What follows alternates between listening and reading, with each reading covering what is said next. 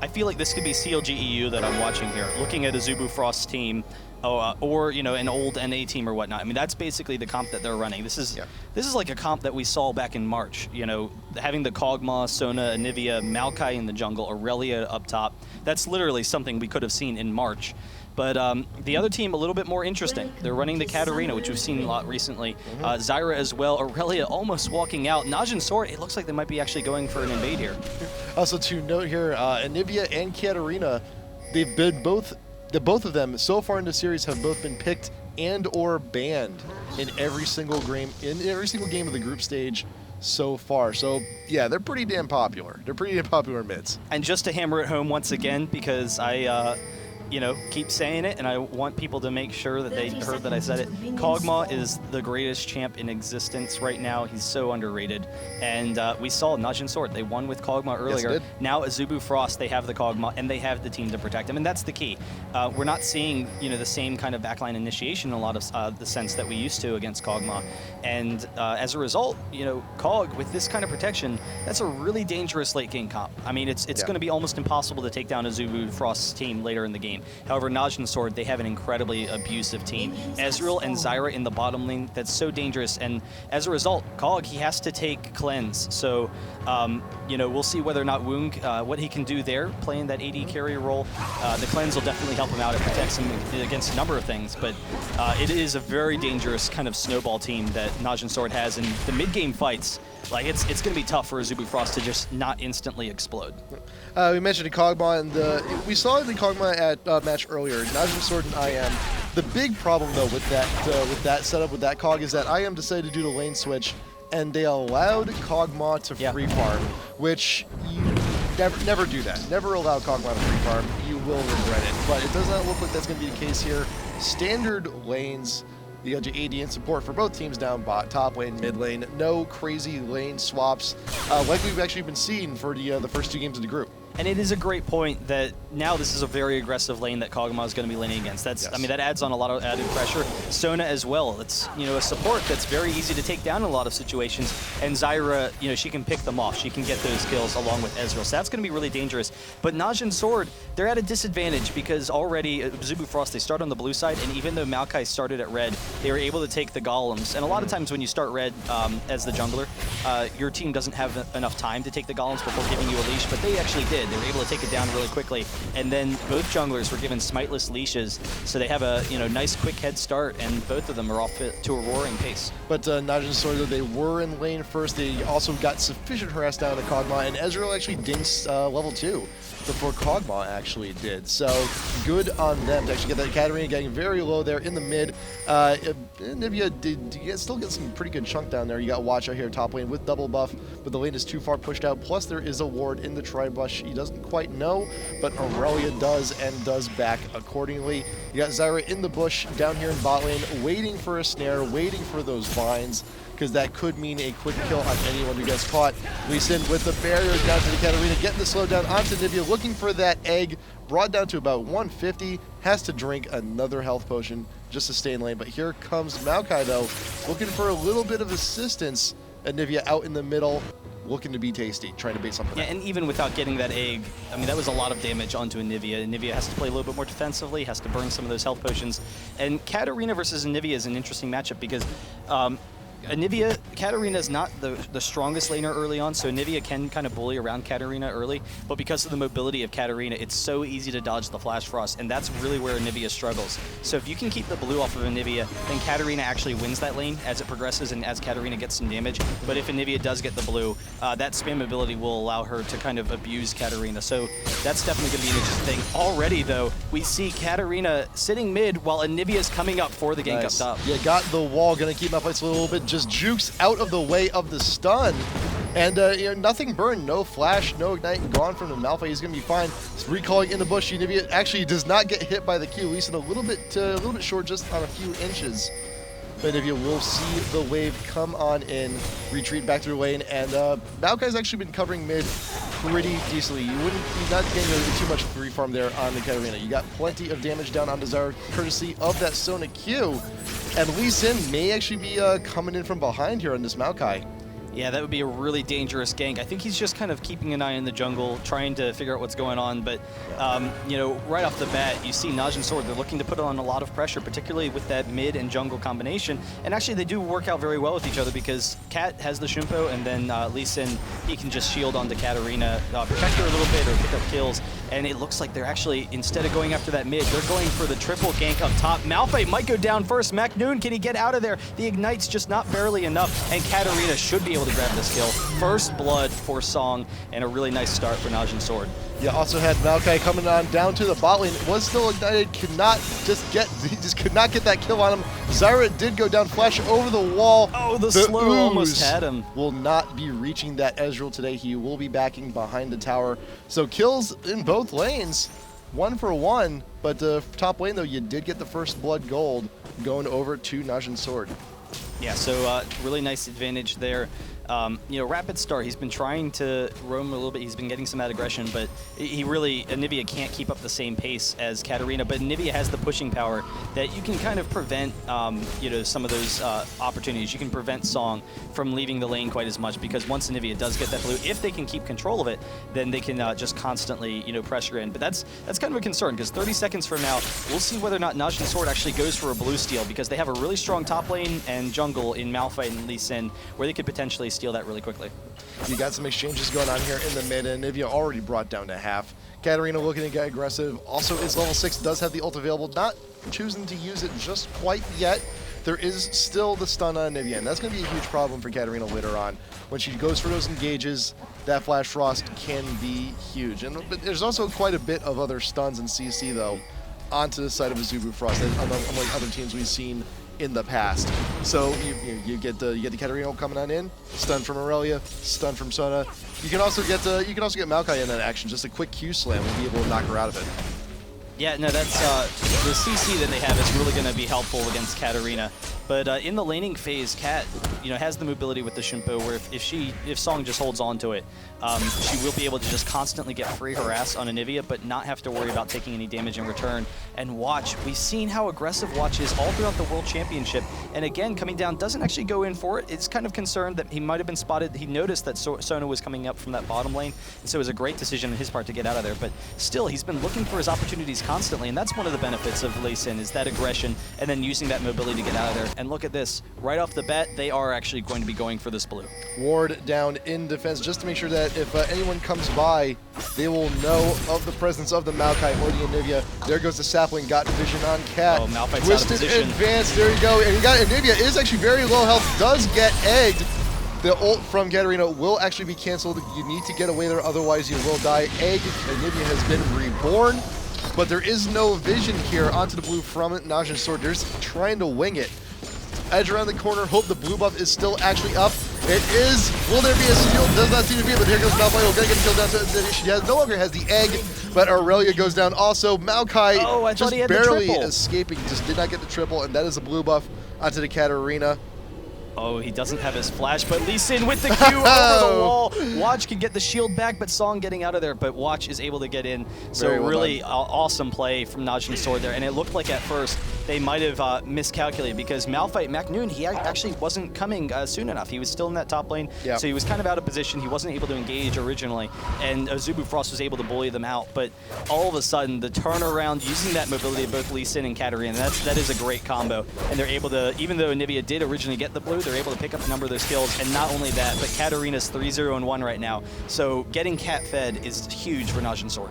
Getting Cat fed is just something you would always like to prevent, but here is not going to be the case. 3 of the 4 kills, and well, actually been a presence in every single kill so far on the team. 3-0-1 is caught out though. You're trying to get out of the brush. Does Shunpo try and create some distance? The stun will not be going through. There is the juke, but Maokai with a twisted advance. Follow up with the Q and the slam. There's the ult coming in and the shutdown. Anivia gets her blue back. We'll be returning into mid lane. Got a kill for the credit, and that's definitely going to help try and catch up against the snowballing Cat. Yeah, that's definitely a really great situation you know, to pick up that blue, and we'll see if that helps to counteract that some. But it's interesting, actually, because Kog and Sona, they tried walking up to help, and they actually almost got cut off. And so Sona had to take the long way around through the jungle, and that actually put Cog in a dangerous situation for a short period of time.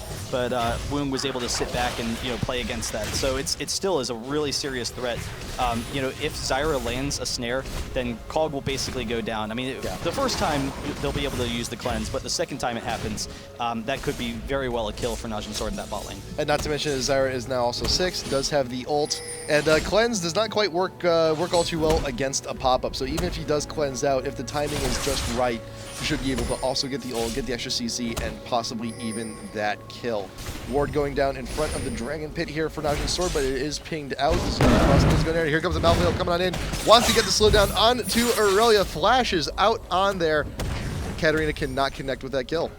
Yeah, just barely not able to get in there, but they forced the flash out. It wasn't really that much of a time sink from Song because he had just come back from base, and so it really only stalls him for like 20 seconds in lane, but the lane, it actually didn't push into tower, so he's great. The shield onto a ward actually from Watch, and he gets the kickback onto Maokai. Song can come in here, but they have to deal with the Nivea, and they're actually walking into a trap almost. If Nivea gets that Flash Frost, that could be really dangerous, so Najin Sword, they back off once they see the wall, once they see that slow coming.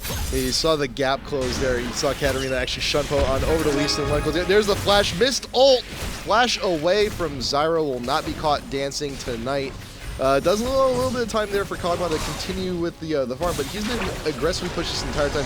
The blind will not be landing its mark either. But if we look at the farm though, Kog'Maw at 89, you got Ezreal 93, and despite the fact that Azubu Frost has been pushed nearly non-stop here, actually in every lane, but bot lane, definitely in particular, Kog'Maw's still farming relatively well. He's damn near even. Yeah, and you don't need to get into a very deep into your build as Kog'Maw. Just a couple of early items, and he's definitely, Woong's definitely going to be able to hit them. And it's interesting seeing this Zyra versus Sona matchup and like the quick reaction times of both of them, Kayn in particular there, because they were both touted, Mad Life and Kayn, as two of the best supports at the World Championships, and that's kind of the play that you're seeing there. But we'll see how it continues. All of a sudden, Najin Sword's early lead though has been cut. It's only down to 500 gold, so really minuscule at this point. And Watch, actually, is he going to go for this?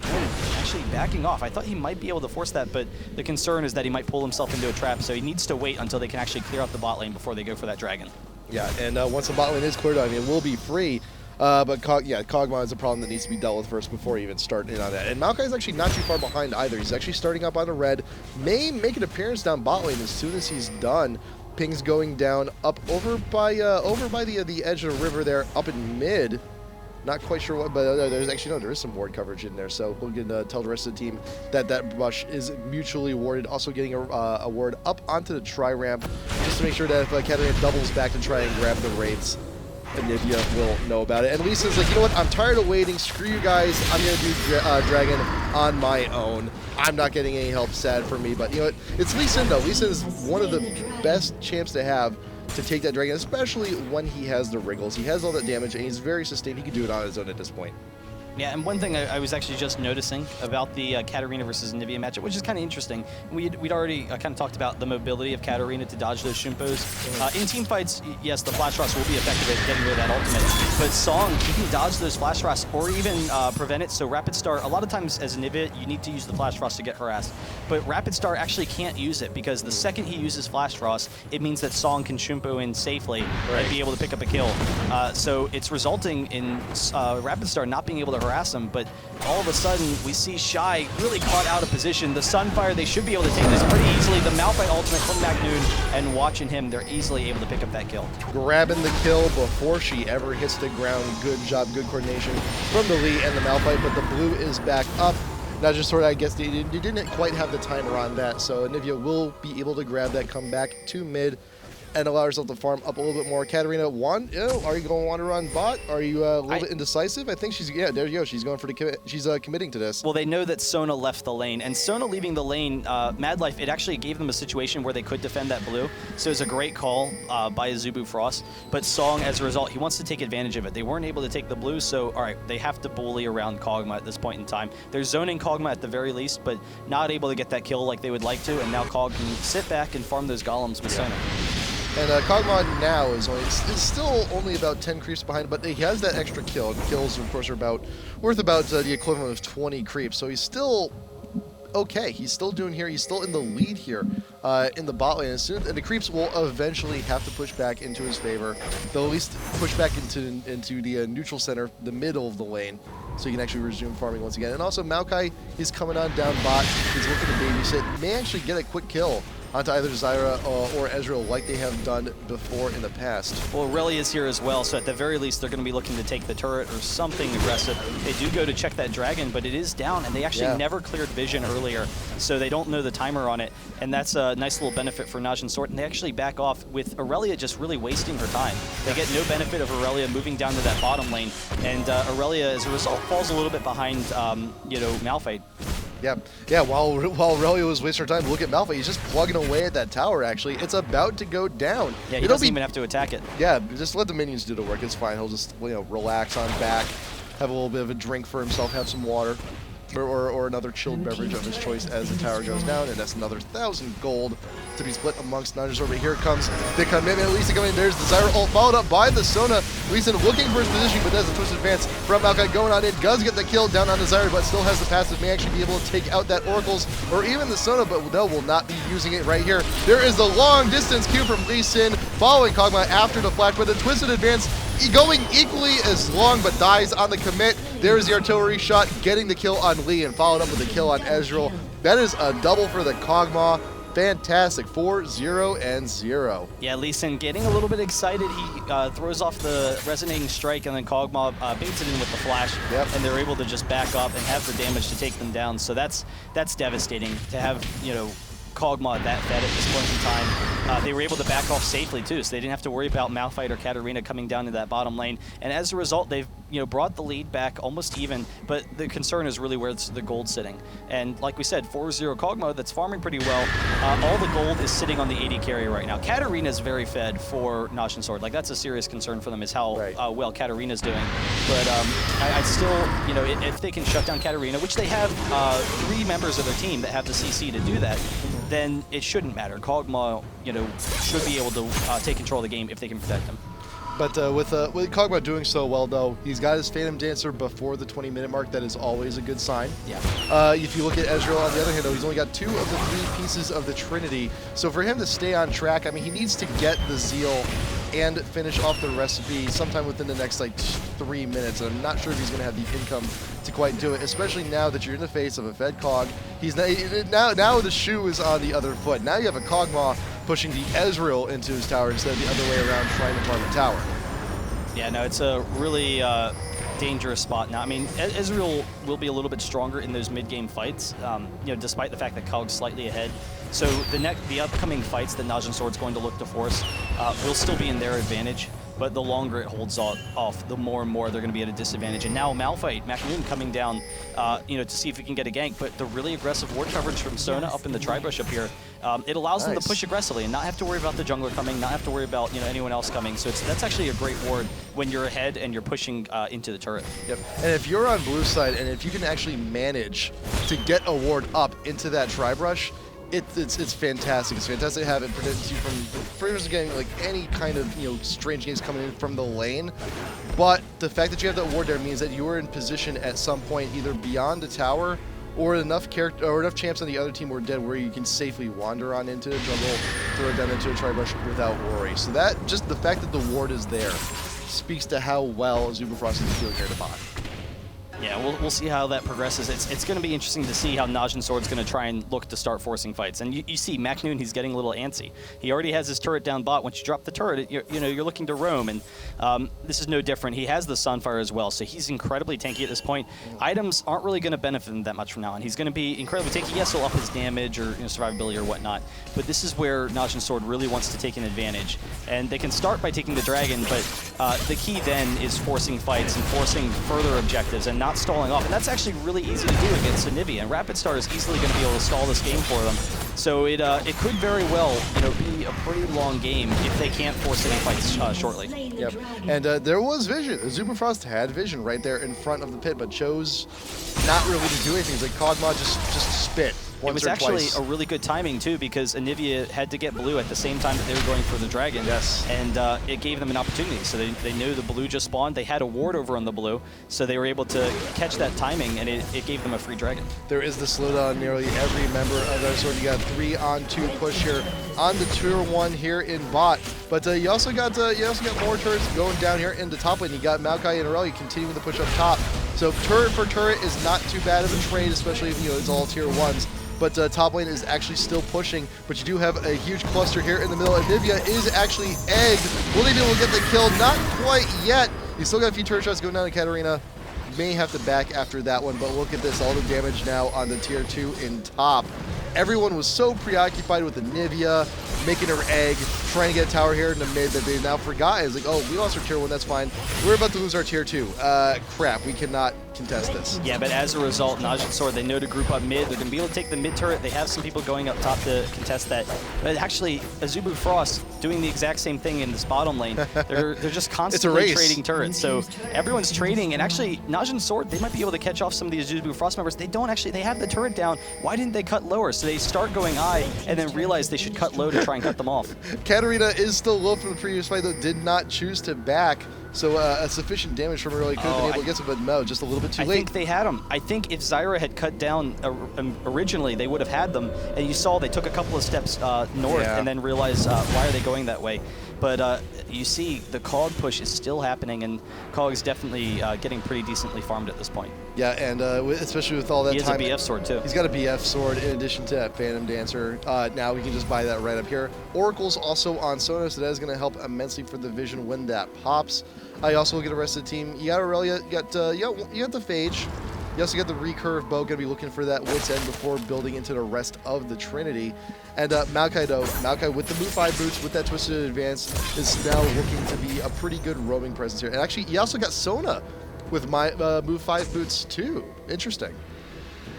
Yeah, that is interesting. You don't usually see Sona with the mobility. Maokai, it makes sense for those ganks. Right. And I think the idea of the Sona is, Sona's not usually going to be in combat, but she wants to make sure that she can play defensively off the back line, because they don't want to allow initiation on the Sona. If Sona dies pretty quickly, it would hurt their team and allow Katarina in particular to snowball. But if Sona sits really far back, the mobility boots will allow her to rush up to the front line and get off the ultimate when she needs. So it's kind of an interesting situation. But the Zyra line, watch, there's the oracles. They really don't need to lose that at this point, and that really is going to set Azubu Frost a little bit behind. You just bought that thing too. You just bought it, didn't even clear a single ward. That is 400 gold off and gone, burned right into the oven. Even though gold doesn't quite burn, it kind of melts. Actually, never mind. Najin Sword here. You can burn metal. Well, you can burn. Well, it has to be really hot. Really I don't hot. remember the order of magnitude. This is a random comment. Let's stop the science. Let's stop the science. Science has no place in video games. You can burn metal. You could. I don't know what the burning point would be for gold. I don't know if that's actually possible. Someone out there is doing their science homework right now and actually knows that they're probably saying it in chat right now. Or Wikipedia. Always a good thing. I mean, it doesn't like, it's not an oxygen combustion, but so not a standard burn, but yeah. Najin Right, Sword, so though, we're done with that. But sitting in the brush, they are looking to try and bait something out in front of the Baron pit, and they're just waiting. They're biding their time. They know this is a logical thing. This is a logical place that the Azubu Frost would normally check. It's like, okay, we don't see them on the map. We don't see them in any lane fighting any of our creeps. They're either back at base, coming back through in the jungle, getting buffs, or they're in Baron. And there's the Malphite. Oh, nice flash away from Aurelia, but she's not out of the woods yet. You got all the slows coming in and is alone. Tried to double back to the back line just for a little bit of extra damage, but got nothing. And that is an Aurelia gone. Najin Sword could take the Baron off of this. Yeah, no, they're in a really great situation here, but Anivia can stall really easily, and it still would be dangerous. I think they're a little bit scared to do the Baron, and so, they're going to kind of back off, but right now they have a great push going bot if they can just group mid, but they all ran top, and as a result, Azubu Frost, they're going to get the mid turret. I'm not quite sure what the reasoning for 3 of them going top was, though. There is actually a pretty healthy wave gathering, so I'm sure that if you have the lane pushing up top lane, that still provides a little bit extra pressure. It's like, well, it can also provide visions like, hey, we need to clear top lane. By the way, they're close to Baron, so that'd be like a signifier of like, hey, we should probably start baiting them now. Yeah, and I mean that is common. I mean they want to keep the lanes pushed, so it makes sense for one person to go top. Yeah. But by 3 members going top, they leave their mid vulnerable, and they do grab that blue, so constant pressure on the blue. They're able to pull Anivia off for a little bit, and we'll see how that factors in. Cog does have the vision advantage, though, just, you know, gets the little free map awareness. That's always a nice benefit. But they are grouping mid, actually, so they might get a push, and Cog can easily poke down this turret. I'm sure right now Sona's wishing, man, I wish I didn't waste that Oracles. I wish, because that would have been helpful right here. They would have cleared easily like 3-4 wards just on that one little sweep. But the mid-tier one, though, has already been weakened previously. Just a little bit extra damage, and there it goes. A little bit extra gold for Azubu Frost. And they take the turret and immediately back off, because right now Katarina was farming top lane, was pushing that lane, will be rejoining the team shortly. And actually, Zyra needs to buy a few more wards. Also, she's out, needs to get that reload. Yeah, so they will back off for a moment, but they're keeping the gold very even right now. And Najin's Sword, they haven't been able to get the big advantage that they want, though it's at the point in the game where Najin's Sword can try and go for that Baron, and they can start to pressure it a little bit. Zyra, you know, deals a lot of damage. So does Ezreal, and Lee Sin as well. So the three of them combined will be able to take it fairly quickly. They are going to go for this dragon, so yes, you know, that'll help catch everyone up in levels and get everyone to a high enough level. But if they pick off one person, it's at the point in the game where they could maybe threaten the Baron to try and get a significant advantage. No vision at the Dragon Pit, so for the time being, Azubu Frost does not know, but actually, they're that ward coming on through. Hey, everyone's coming up from Dragon. I'm pretty sure they took it, but that Oracles will make quick work of that ward. Vision reduced once again, and now pretty much ward vision for the entire map on Azubu Frost is damn near nothing. You got like one defensive ward over by their red buff, and that's about it. Yeah, and that's the difficulty of losing that map control earlier on. They, you know, against the Oracles, they can't drop a lot of wards, and Sona losing the Oracles earlier. She revived. Yeah, she did rebuy. That she needed. She needed that big time. Yeah, no, I mean, that's definitely key. They need to be able to clear the wards, and otherwise the map control for Najin's Sword would just be too great, and they'd be able to bully them around. So, you know, getting that vision is definitely huge for them, and just making sure they can clear out everything around that Baron and not allow Najin's Sword any free victories. Was looking for one free shot on the Baron just to aggravate and try and get some damage down on Sona, but that will not be the case. You got a plant right there in the bush. And you also got Malphite walking brazenly right there back into the middle lane, going to be eating up that sap lane and then get it out. But that bush is warded. Zyra did not enter, so they know there's the Flash Rush. Not going to get the stun down to Malphite, but they now have an inkling, oh crap, that thing is warded. We might as well just go for this push. Ooh. And Azubu Frost may actually get them from behind there. They may actually get this flank in. They're going to be giving up this tier 2 in the mid. The damage is too great, but it's a great opportunity for an engage here. Yeah, I don't know that Azubu Frost wants to force this, though. They have to reposition themselves to force out Najin's Sword, but it's a really dangerous situation. One great wall can split the team in half. There it goes. You got Malphite split away. You go straight in for Zyra in the backline. Wants to get rid of that Oracles. There goes the Sona ult, keeping everybody stunned except for the Malphite. You got Maokai looking to escape, but Katarina down in the backline looking to 1v1 the Anivia. Meanwhile, you got the Zyra ult going on down. Malphite heads for his backline. Sona looking to duel with the Ezreal, but that's not the best of fights. But here's Kog'Maw. Can he be the hope? Can he be the hope here for Azubu Frost? He could clean up here. Everyone is slowed underneath the turret. One goes down. Here comes the passive 2. Should be able to get Malphite, but he goes down to the turret instead. And left to fight is an Anivia, a Katarina, and a Lee Sin. Kat is already safe and going on back. Lee Sin, I wonder if he's going to try and pressure this. They're going to be meeting in the bush. There is the Q. Anivia is egged. But Lee Sin is now a race. Watch is easily going to get this. It is a race. No, he will not. But he goes in for the Q anyway. He wants that retaliation. Here comes Katarina. Once again, the cooldown should be down, but would not be enough. Goes back in, and Anivia manages to take her out, but the ticks away. Oh my God, is Rapid Star going to get out the wall? He gets away from Watch. And here comes Maokai. Here comes Maokai. I can't believe that he got out of there. That was just such an incredible situation. Bush is still warded. Will Maokai be able to close the gap to try and finish on it? Does he have a Shirelia's? No, he does not. Just barely not. But I'm actually going to take a step back and look at this entire exchange, because so this is actually something you commonly see when someone's pressuring the Baron. You can reposition your team to push, and it forces the other team into a fight. The only downside is your back's against the wall. Yes. So Najin's Sword, they don't have a way to just retreat. They don't have a retreat path. So it's kind of like Azubu Frost can slowly push in and force a fight. But Najin's Sword, they want to fight at this point in the game, so they're not that concerned about forcing a fight. It allows them to get out of position. And there's the start of it. Like you said, the Anivia wall was beautiful.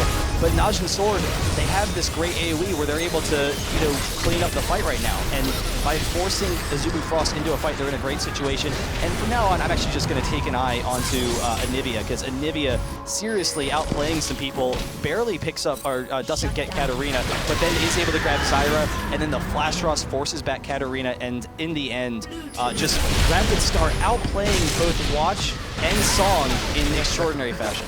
Very well done. But I can't help but think, though, if Najin Sword, instead of actually hanging a right and going through the jungle, if they instead, there we go, normal speed here, right in front of the Baron, and Azubu Frost is looking to starting. We got the Zyra here to defend. Malphite coming around through the corner. Katarina's all the way back at base. She is not affected here, but there are plenty of plants in the pit to try and do some extra damage to the champs and to the Baron.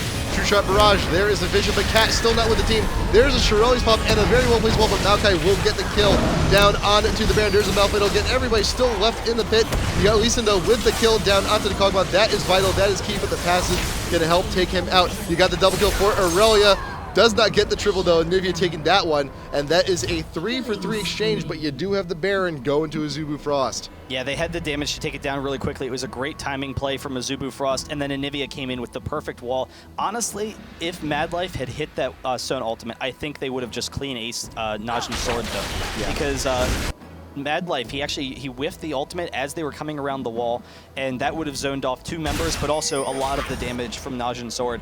But even so, they were able to take that down. Aurelia was just a little bit too tanky, and then Rapid Star just had so much damage, he was able to control it, even though Kog'Maw went down pretty early in that fight. And having Malphite, his ultimate was down the entirety of that fight, that really helps them out a lot. That was yeah, I can't help but imagine what would happen if Katarina was there actually a little bit sooner, if she wasn't already back at base, but things happen. And even after getting essentially the winning part of that fight, you still have the Baron buff over everything else. You do have Azubu Frost still at about a 3K disadvantage in this game at the 31st minute. And we're getting very close though. I mean, this game may actually extend from here. If it goes on later, another 10 minutes, and small leads like that, like 1, 2, 3K, may become insignificant later on.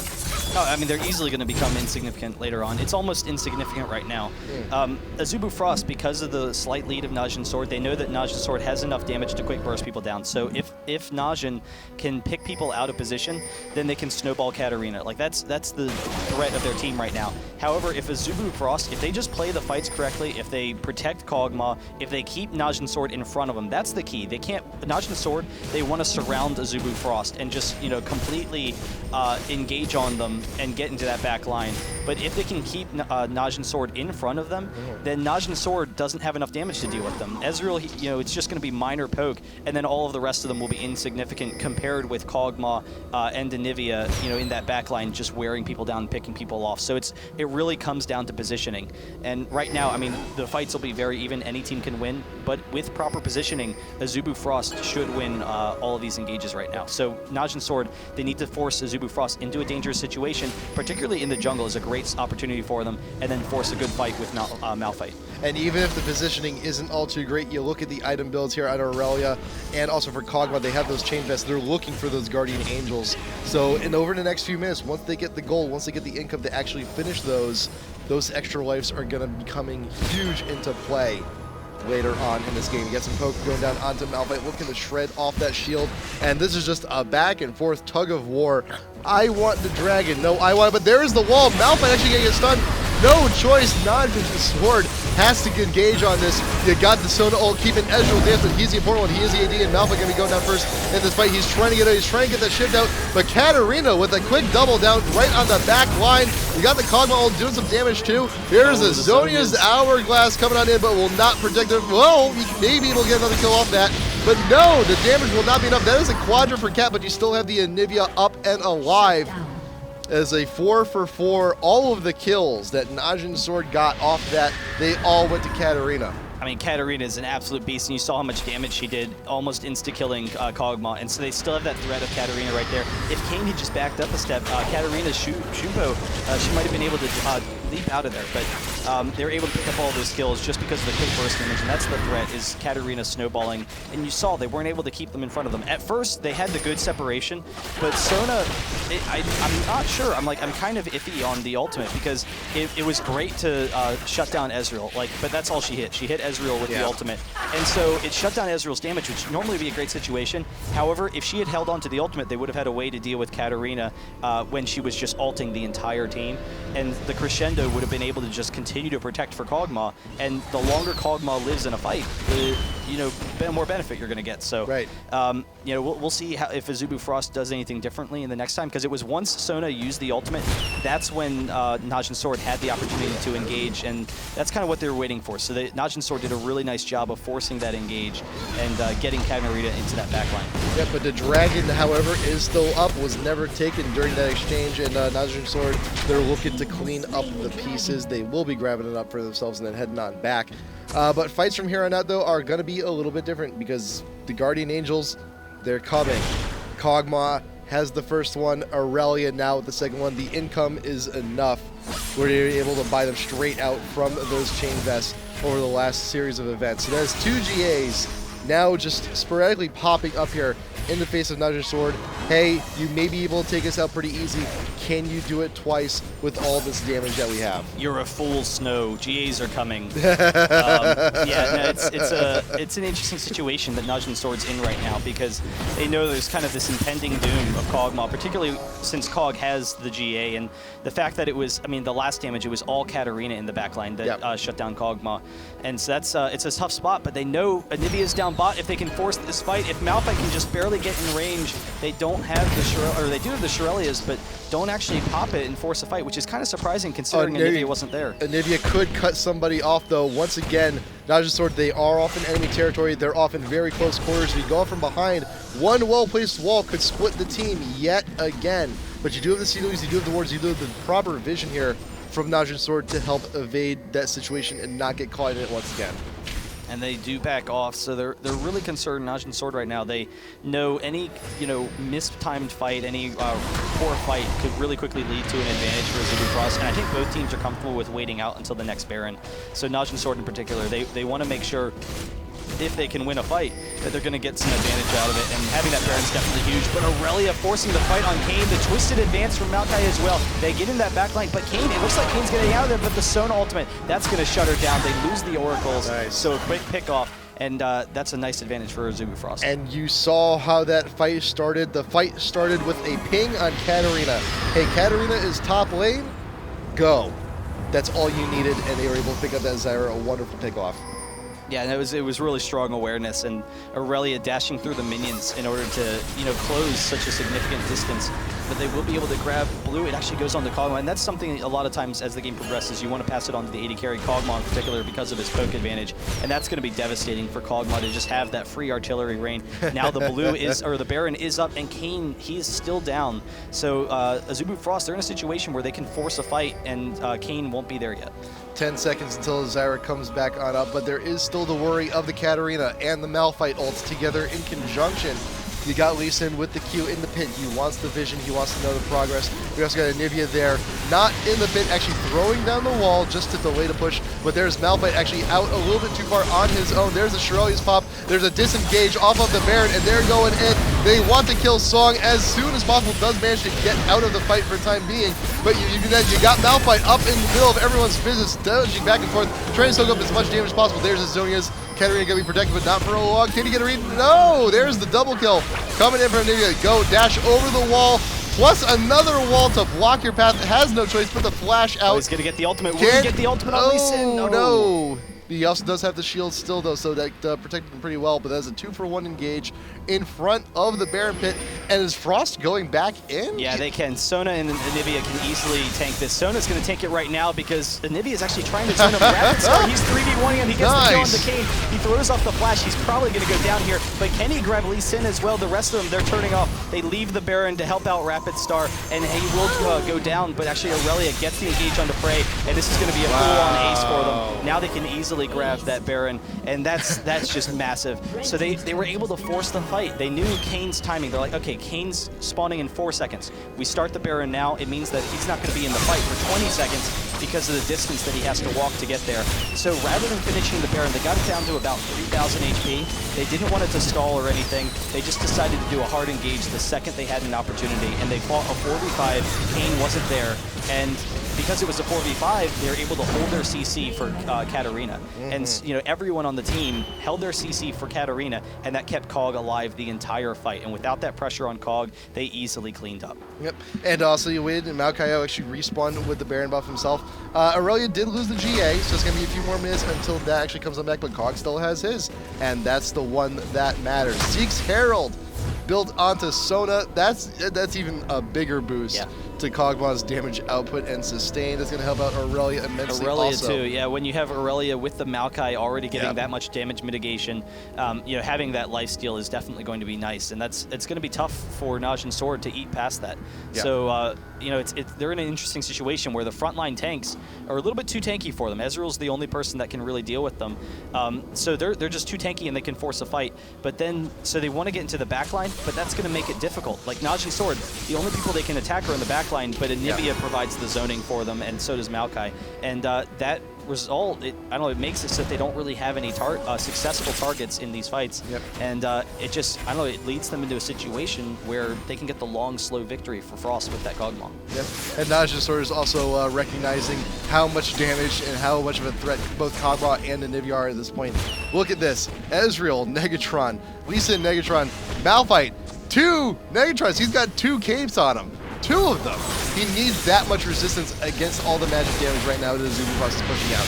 And with all the superior poke as well, you have the wall get the stuns. But there's a Malphite ult right in the backline. He wants the kill onto the Kog'Maw. There's a Sona ult perfectly timed to keep the Katarina still, and has plenty of time for Kog'Maw to actually return to the back line. And he does get caught, but there is the revive. But Azubu and Frost, they are losing this fight. Kog'Maw getting caught on his own. He is surrounded. What can you do, Anivia, to try it and prevent this? There's still plenty of damage. Are they going to turn it around? You got plenty of damage. You do have the Anivia ult right out front and center. There's the slow coming from Malphite. Can you 1v4 Anivia? I'm not sure if I'm a believer. And there's the ward, there's the jump, and there's the ace. Yeah, no, there's no way. At that point, if they have Kog and Anivia, maybe they can do something. But Song diving in the back line, they had the Sona ultimate, but then they weren't able to get any damage, particularly because of that Zhonya's. So Song was able to disengage. And Najin Sword, they're actually able to take down some of those frontline champions, a little bit quicker than I expected. And it enabled Katarina, right when she came out of Zhonya's, to proc the passive. And so Katarina got the reset. Scar, he was happy. If he was watching at home, he was like, "Yes, the reset." So they were able to do that, and that resulted in Katarina being able to snowball that fight along with the rest of the team. So really nice job there, and they're in a great situation, Najin Sword, where they can take this game from Azubu Frost. They're ahead 5K, not that significant advantage, but having the inhibitor, it allows them to pressure all sides of the map really evenly. Tower, inhibitor, blue buff, dragon. That is a lot of objectives to take in just one big clean sweep. Well, maybe not the dragon. I'm not sure if Malphite can actually do it on his own at this juncture. But you got Katarina, should be able to help him out. And even then, right now, the position Azubu Frost is in, they can't really stray too far away from their own base. So there's plenty of time, so should be able to pick that up. There you go. There's Song to help. Good job. Yeah, so they will grab another dragon. They've had dragon control the entire game, so nice one up for them. But Song, he actually hasn't gotten a DFG yet, which is kind of surprising. Like usually that's core for Katarina. I noticed it earlier. Usually, a lot of times you'll go first with the DFG. He went with the damage and the Zhonya's early because he wanted that survivability in fights, which has really worked out well for him. But he's not getting it at all, which kind of shocks me. Like I thought that he would cap off his build with the DFG. Just because of how much damage it's going to give him versus Kog'Maw in particular and some of these tanks. I mean, Katarina with DFG will be able to instantly kill Kog'Maw, and that would be a huge benefit to Najin Sword, but I guess he just wants a little bit more survivability. He wants to be able to just last have really long fights. They have the mobility with Ezreal and Lee Sin for those long fights, and that'll allow Katarina to just kind of poke in and out, leap in, Zhonya's, leap out, do all sorts of kind of fancy stuff. Actually, you notice too, just now Katarina actually just sold the revolver and bought a Negatron cloak, so that's probably going to be an Abyssal.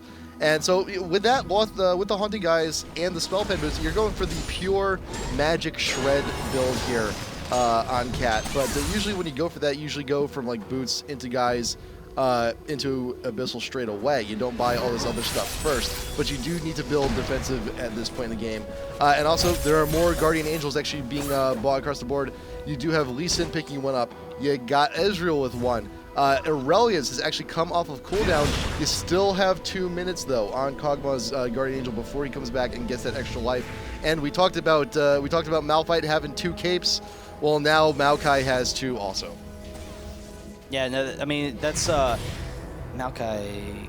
Sorry, I was just trying to hear what you're saying. That's actually something that's used to be really common, and it's good in a number of situations when you want to get an MR. There's now a lot of really good tank MR items other than Abyssal if you want that AP damage. Right. But if you don't need it, you can just stack Negatron cloaks. So, you know, that really helps them. But Katarina actually bought into the Banshees. Oh, wow.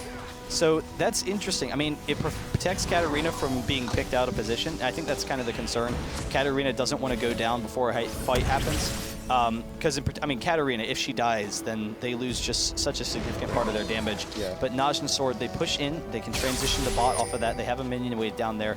They can probably just tank that turret, so Lee Sin will probably just tank it. And they might be able to engage, actually, on Kog'Maw out of position here. Yep, and you also don't quite need the Abyssal here because Malphite, he actually decided to buy it for himself. So there is that extra magic shred as long as you're within the aura, which odds are.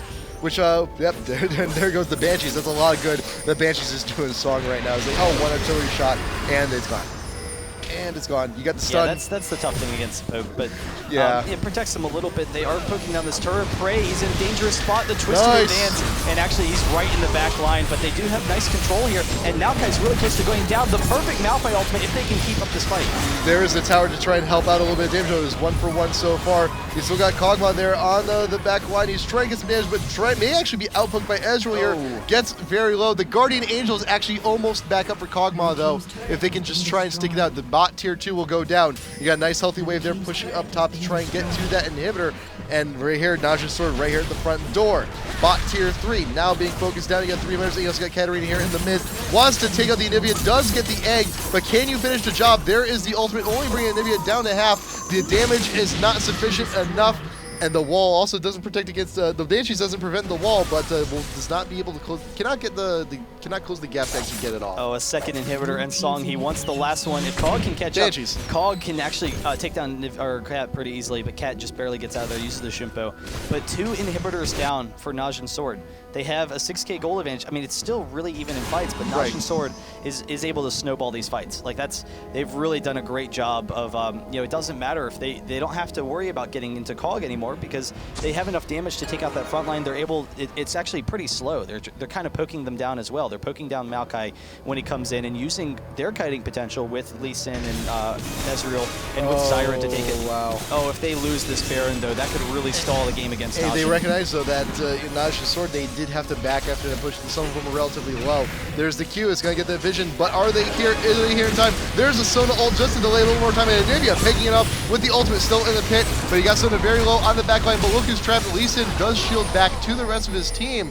That is a Baron pickup here for Azubu Frost, and they are leaving immediately because they do know that they have an inhibitor down. They still got super minions pushing. They need to get back to base pronto. Yeah, they do have the mid just came up, but Najin Sword, because Azubu's kind of low from that Baron fight, they're actually not. They're Nivea is a little bit low on mana. They want to make sure they can force this inhibitor, but Maokai, he actually could come in from the backside to pinch him. Lee Sin is pretty low, but there's a twisted advance. Going to be going down right on the prey, but the Katarina is caught out on the outskirts, does get stunned, looking to go backwards for the ultimate, and the Malphite actually ultimate towards the rest of his team. Zyra with the ult down right to the side of the inhib, but you do also have the Guardian Angels coming back into play. That is Aurelia coming back to life there. Do not get caught out. Does surge over to a minion just to stay safe. And only 1 kill. Only the Maokai goes down. Yeah, just barely not able to finish it up. You saw they were all getting very low, so Azubu Frost starting to, you know, take back some of those advantages, and that's actually, you know, that's a tough situation because Najin Sword, if they had won that fight, that game is over. Like if they win that fight there in their base, that game is that's just GG. So they're able to take that, but Azubu Frost is able to hold off effectively and just continue to hold off in this game. Honestly, with that Baron, that Baron's going to be up long enough. They're going to be able to stall and hold off for that 3rd inhibitor, and that's going to get it really deep into this game. where all 3 inhibitors are up and they're even in gold. So yeah. Najin Sword's in a tough spot now because they need to win one more fight to end the game. But it's a situation where Azubu Frost can just play defensively and then win one fight, and they're going to win. So it's kind of like I don't know. I think Najin Sword's probably going to just bash their head against the wall right in front of Azubu Frost's face a little bit and try and get that win. But it's a really close situation. When you bash your head up against the wall so many times, it's bound to work. But against a team defending with the Baron, to push does become a little bit tougher. The sustain is there, the damage is there. And with Anivia and Cog, it's brutal. Keeping you inside. But we're also getting very close to everybody maxing out. Kog'Maw, second Phantom Dancer. He's maxed out. You got Anivia, you got the Chain Vest, going to be looking to get a third Guardian Angel for Azubu Frost. She's supposed to maxing out. You got Aurelia, pretty much, a Maw and a Trinity Force is pretty much the only 2 things left to buy. You got Malphite, he's got that cloak hopefully built into something, probably a Banshees. He's close to maxing out. You got Lee Sin, cloak possibly into something, he's close. And you can see Katarina just selling items just to stay relevant in the game. There is a Void Staff, sold the Haunting Guys to get the Void Staff for a little bit more. At this point, you need the percentage-based Magic Pen if you want to stay relevant. Yeah, I mean, they really need the damage because Kog'Maw has max attack speed when standing next to Sona when she gets that Zeke's Herald. So that's tough. Like, Kog'Maw's damage at this point in the game is through the roof. And I don't know, if they can't find a way to take out the frontline tanks fast enough, like the rest of Azubu Frost, they're incredibly tanky at this point. So if they can't get the frontline tanks down fast enough where Katarina can really quickly snowball, and that's what you saw, like each fight. 2.4 attack speed. Yeah, each fight is slowly becoming longer. Like each fight that we've seen for the past couple of fights is slightly longer than the fight before it. And that's actually really to Azubu Frost's benefit because Katarina needs to get the resets on her passive, so she needs quick kills. And at this point in the game, they're not going to happen. No, really at this point, when you get the super late game, which it now is, we're past the 15-minute mark. There's early game, mid game, late game, and now it's like super late. Holy crap! I could have watched 2 episodes of SpongeBob at this point. Late game, and those quick kills are not going to be happening here. Not in the slightest. 3 without the commercials. 3 without the commercials. You always have to factor in commercials. Yeah, but they do get the last inhibitor up. So Azubu Frost, they've defended for the whole inhibitor, and they're really they're waiting until they know they're ready for that full-on last fight. Cog, how much gold does Cog have? Fully bought, so just buying some pots now. Has the 3 pots. The next item, I guess, would be selling the Berserker Greaves and getting a Bloodthirster. Third Phantom Dancer. No, there's no. He has no more attack speed to go into. Yeah, a third he would just be wasting money. But yeah, he could go for like a Bloodthirster. But it's going to be tough. I mean, Cog has absolutely everything he needs. He has the lifesteal from Sona. Aurelia is incredibly tanky. They have the support from Sona and also Anivia, basically.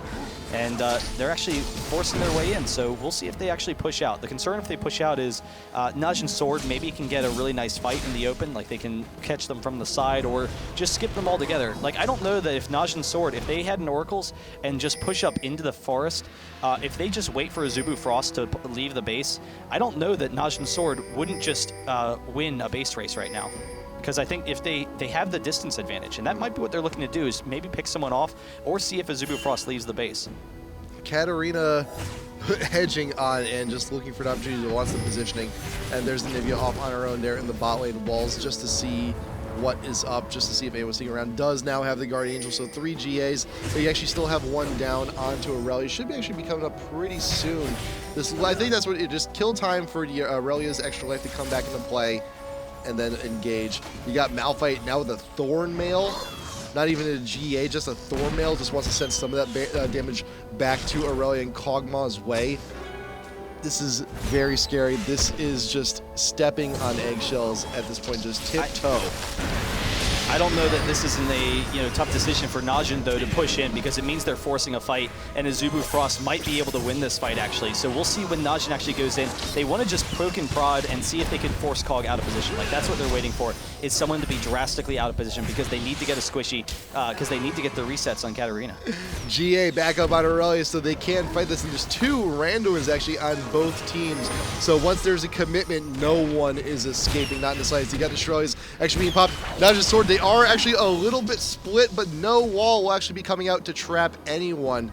that could have been it. That could have been it. That could have been the moment. Like a wall right in the middle of the lane could have trapped off 2 members of Sword. Yeah, and that's really dangerous. The fact that Anivia can just stall forever, but then pick off an instant win for Azubu Frost with just 1 kill, it really makes things difficult for Najin Sword. And I think they recognize that fact. Like they know that they need to do something tricky. They need to try and split push or force a distraction one way, force a wave going one way.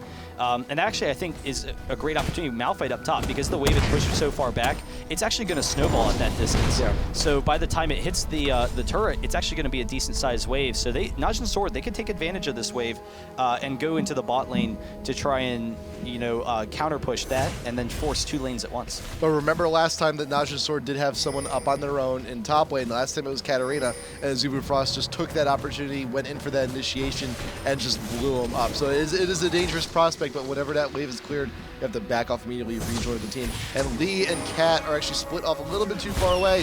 The team is split. You got Azubu Frost in the middle. No initiators to slow. There is the wall. Malphite is actually isolated from the rest of the team. You got Sona in the backline looking to throw off all more of those ores. Waiting for the Katarina ult. There is the backline. Only going to be getting Maokai and Anivia on that one, but there's the kill on the Cat, now gone. Anivia has come on back. You got the GA still up on a row. You're looking to single out Zyra. Will get it twisted in advance, and this should be the cleanup that Azubu Frost has been looking this entire time. Cannot get that last shot into Ezreal, but it's okay. Malphite, you got 3 kills for the Malphite. Malphite didn't even get off his ultimate. He just died. I mean, he was picked off, and instead of just ulting into the middle of the team, the rest of his team decided to fight. Instead of ulting in the middle of his team, he tried to get out of there, and they were able to chase him down and pick up the kill, and that was brutal. That's like it. He wanted to back off because he didn't want to use his ult in the beginning because he was only going to get like 1 or 2 people, and he wanted to wait until everyone was kind of low, so that instead of the reason you want to hold the Malphite ultimate is so that Azubu Frost, they can't kite forever. Once someone gets low, you Malphite ult to guarantee the kill. But he held it on too long. He didn't get it off. I think Azubu Frost, they're easily going to win this. There's no way that Ezreal can stop this. They're pushing in for the Nexus. 1 turret's down. The 2nd turret's down. Bray, he's looking for any hope. He's not going to have it. Aurelia diving onto him does go down. The GA is going to pop, but it doesn't matter. They take the Nexus. Azubu Frost wins the game. They win the group stage. So Azubu Frost 2-0 moves on over Najin Sword. Najin Sword still has a chance, though. They will play the winner of MVP and LGIM, and the winner of that will be moving on. But damn, that was one entertaining match. 55